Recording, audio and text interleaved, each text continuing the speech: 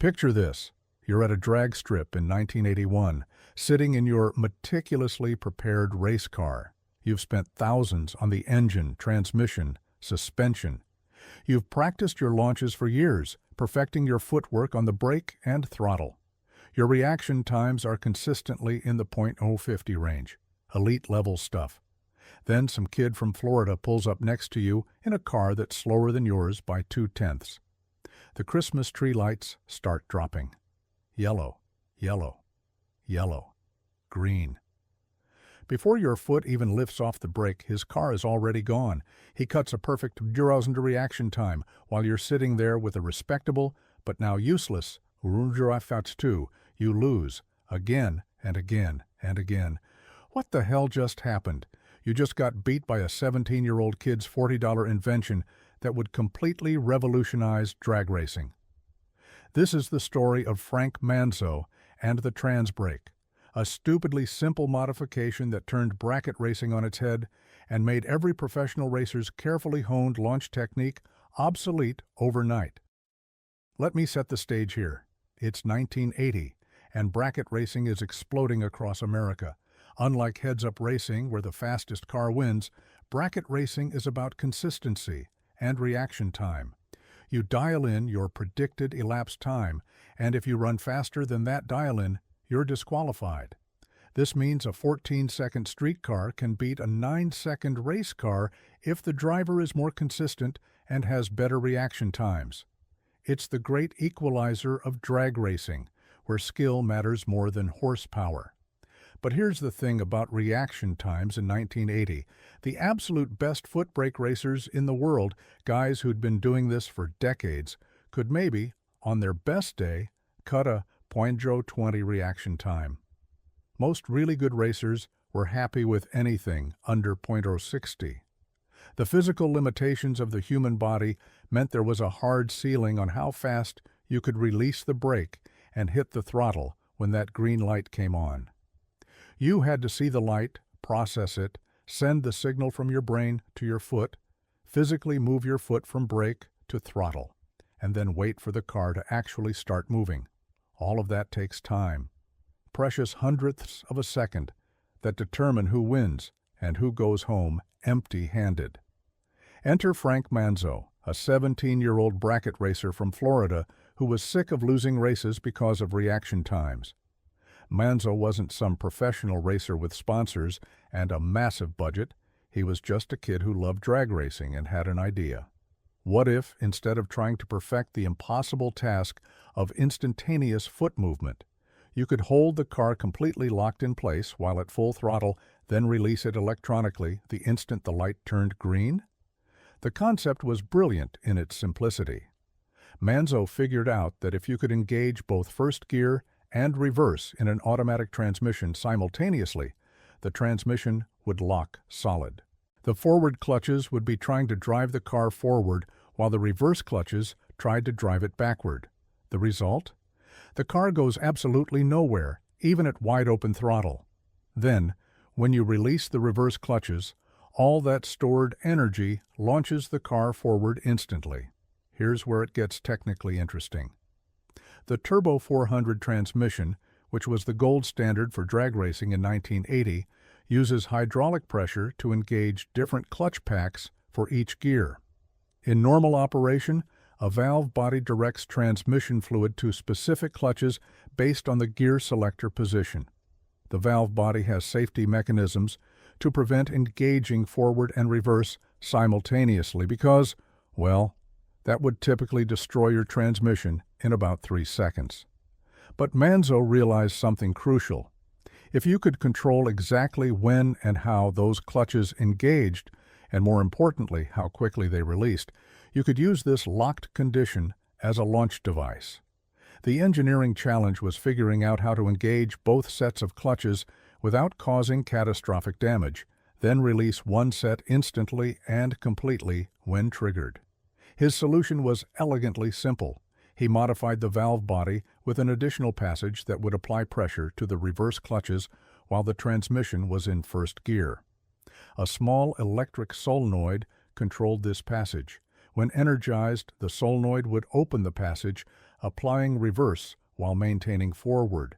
When de-energized, it would instantly dump the reverse pressure, launching the car. The first prototype was laughably crude. Manzo drilled and tapped his own valve body, installed a generic 12-volt solenoid from an industrial supply catalog, and wired it to a button on his steering wheel. Total cost? About $40 in 1980 money. That's roughly $140 today. For context, a competitive bracket racing engine cost $15,000. A good transmission was $3,000. And here's this kid with a $40 modification that was about to make all that expensive hardware secondary to his reaction time advantage. The first test was terrifying. Nobody really knew what would happen when you locked a transmission solid at full throttle. Would it explode? Would it twist the input shaft like a pretzel? Would the clutches weld themselves together? Manzo did it anyway. He pulled up to the staging lights at his local track, engaged the trans brake, and brought the engine up to launch RPM. The car sat there, engine screaming at 5,500 RPM, not moving an inch. The converter was stalled completely, building tremendous hydraulic multiplication. The entire drivetrain was loaded like a compressed spring. When he released the button, the result was spectacular. The car didn't roll forward and then accelerate like a foot brake launch. It literally leaped forward. The front tires came 6 inches off the ground. The rear tires broke loose instantly, sending up a cloud of smoke. The acceleration was so violent that Manzo's helmet slammed back against the headrest. But more importantly, when they checked the time slip, his reaction time was 0.08 seconds, not 0.080, not 0.050, 0.008. Word spread through the Florida bracket racing scene like wildfire. Racers who saw Manzo's incredible reaction times thought the timing system was broken. How could anyone react in 0.008 of a second? The human nervous system can't even process visual information that fast. It takes a minimum of 150 seconds for a trained athlete to react to a visual stimulus. Yet here was this kid consistently cutting reaction times under 0.010. The secret was that Manzo wasn't reacting at all. He was anticipating. With the trans brake engaged, he could release the button when he saw the third amber light, knowing that by the time the electrical signal traveled through the wiring, the solenoid released, the hydraulic pressure dumped, and the clutches disengaged, the green light would be illuminating. It was all about timing the system's inherent delays to coincide with the tree countdown. Within 6 months, Manzo was virtually unbeatable in bracket racing. He could give opponents a 1/10 of a second head start and still win because his reaction times were so superior. A typical race would go like this. Both cars would stage, the tree would count down, and Manzo would be gone before his opponent's foot even started moving off the brake pedal. In bracket racing, where races are often decided by thousandths of a second, having a .050 advantage in reaction time was like bringing a gun to a knife fight. The established racers were furious.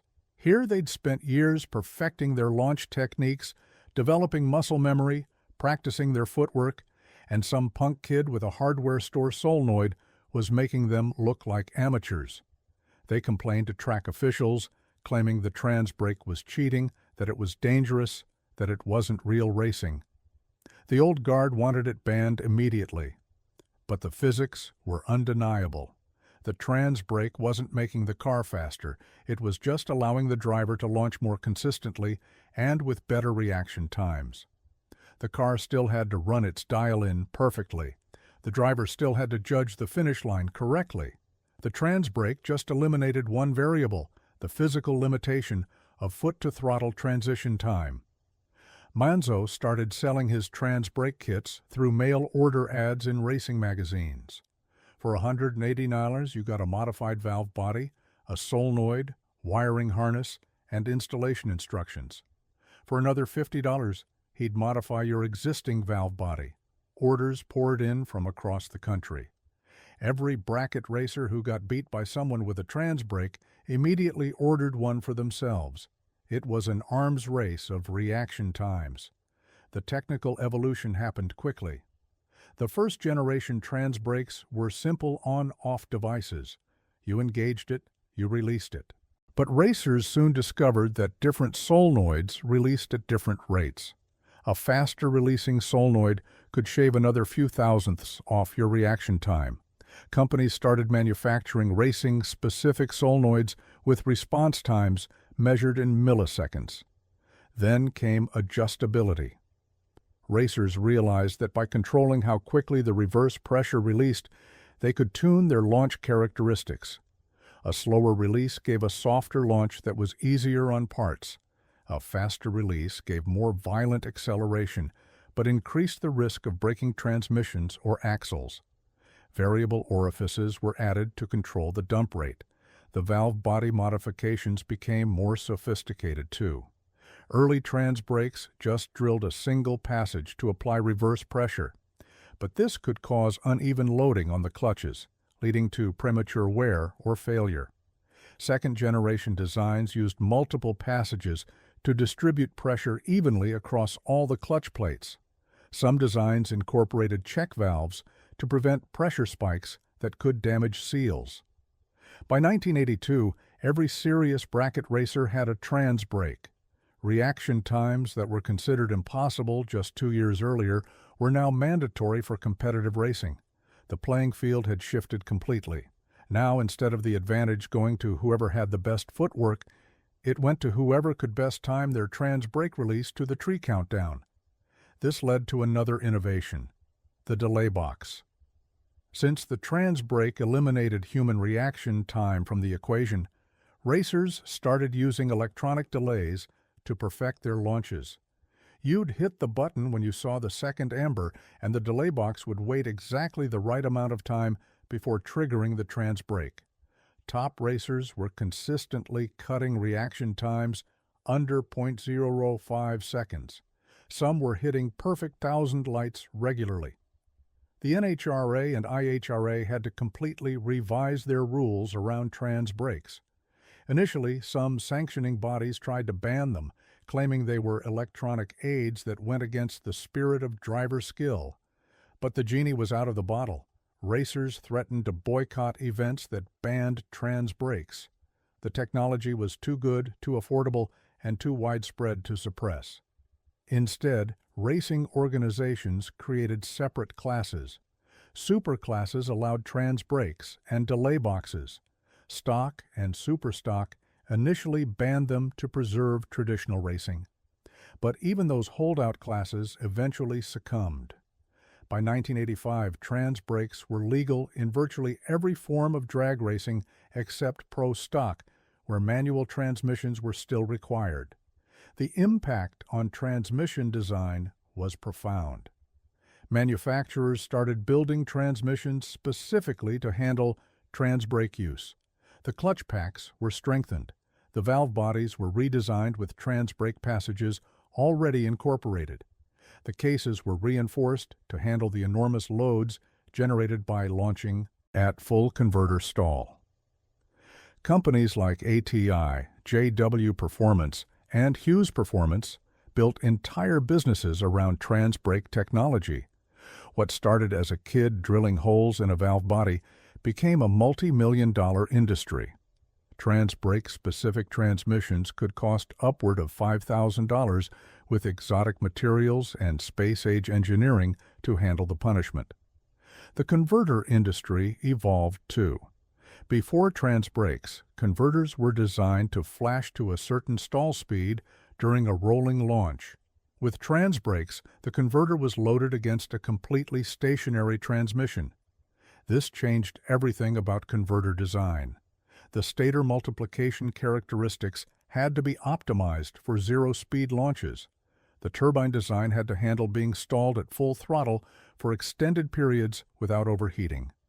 But here's what really made Manzo's invention genius. It democratized drag racing in a way nothing else had. Before trans brakes, competitive bracket racing required years of practice to develop consistent reaction times. Natural reflexes and hand-eye coordination gave some racers an insurmountable advantage. Young racers with quick reflexes dominated over older racers whose reactions had slowed with age. The trans brake eliminated those biological advantages. Now a 60-year-old racer could cut the same reaction times as a 20-year-old. Physical disabilities that might have prevented someone from competitive foot brake racing became irrelevant. If you could push a button, you could cut a perfect light. The playing field wasn't just leveled, it was flattened completely. The psychological aspect of racing changed too. Before trans brakes, the starting line was where races were won or lost. The pressure of cutting a good light while also trying to judge your finish line speed was overwhelming. Many racers would overthink their launch and either red light or cut a terrible reaction time. The mental game was as important as the mechanical preparation. With trans brakes, the launch became almost automatic. Set the engine at your predetermined launch RPM, release when you see the right amber light, and let the electronics handle the rest. This freed up mental bandwidth to focus on the finish line, where bracket races are really decided. Should you lift early? Stay in it? Take a little stripe? These decisions became the primary skill differentiator. The trans brake also changed how races were staged. Before, both racers would carefully inch into the staging beams, playing games to try to gain a psychological advantage. With trans brakes, you could bump into the beams aggressively, lock the brake, and sit there as long as you wanted without worrying about rolling forward or backward. Staging became less of a dance and more of a mechanical process. Track operators had mixed feelings about trans brakes. On one hand, they sped up racing considerably.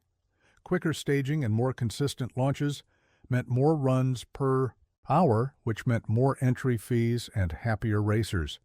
On the other hand, trans brake launches were significantly harder on track surfaces.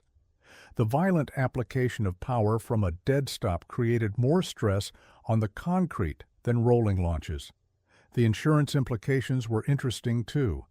Initially, insurance companies freaked out about trans brakes. The idea of holding a car at full throttle while stationary seemed like a recipe for disaster. What if the trans brake failed? What if it released accidentally? What if a car launched unexpectedly in the staging lanes? Premiums for tracks that allowed trans brakes initially spiked, but the safety record proved those fears unfounded.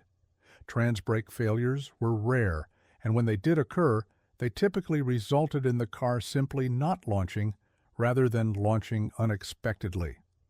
The solenoids were designed to fail closed, meaning a loss of electrical power would maintain the lock rather than release it. Mechanical failures usually resulted in the trans brake not engaging at all rather than releasing uncommanded. In fact, trans brakes actually improved safety in some ways.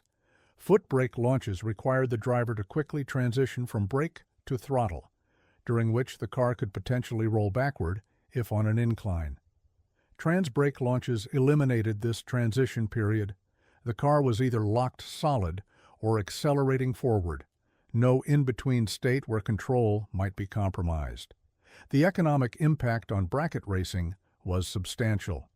Before trans brakes, competitive bracket racing required significant natural talent that couldn't be bought.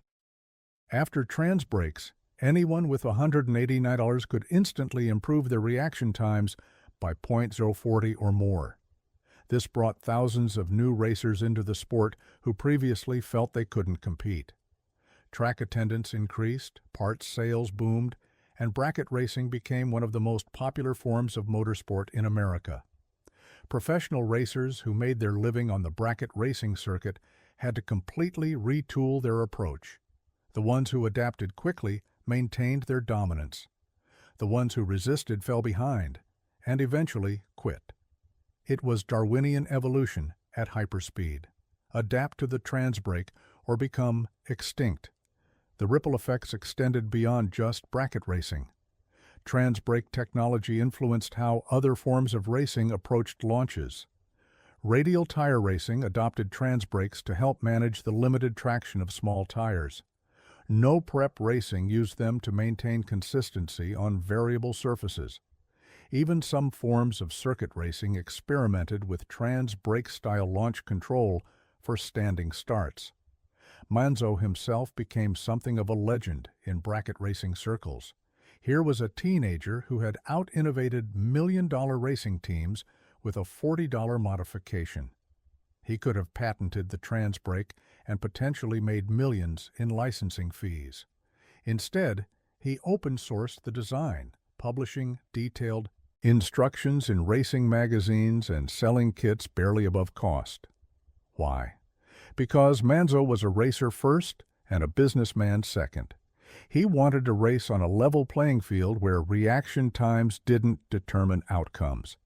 If that meant giving away his invention to make the sport more competitive, so be it. This philosophy earned him enormous respect in the racing community, even from those who initially opposed trans brakes. The technical refinement continued through the 1980s and 1990s. Electronic control systems became more sophisticated. Multi-stage trans brakes allowed partial releases for different track conditions. Temperature compensation circuits adjusted release timing based on fluid temperature. Some systems incorporated accelerometers to optimize release timing based on actual vehicle acceleration rather than just time delay. The materials science advanced too. Early trans brake clutches would glaze or burn after repeated high RPM launches. Friction material manufacturers developed special compounds specifically for trans brake use. These materials could handle the extreme heat generated by holding the transmission locked at full converter stall without degrading. Some used ceramic compounds borrowed from aerospace. Others used sintered metals that could handle temperatures over 1,000 degrees.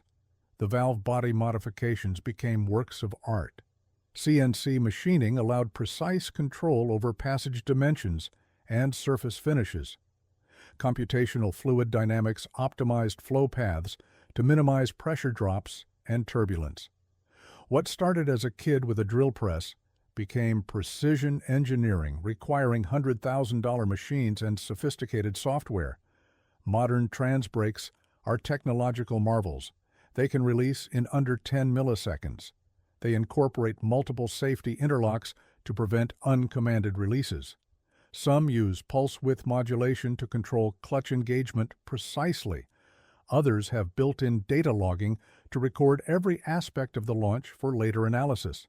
But at their core, they're still doing exactly what Frank Manzo's original $40 modification did in 1980.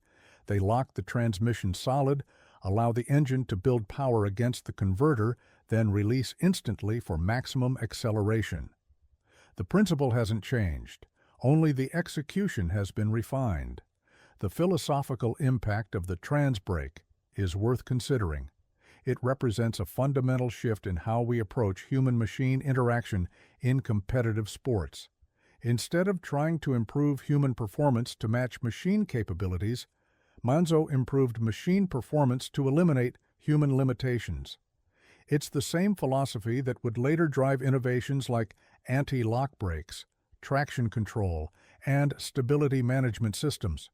Some purists still argue that trans brakes ruined bracket racing, that they removed the human element that made the sport interesting.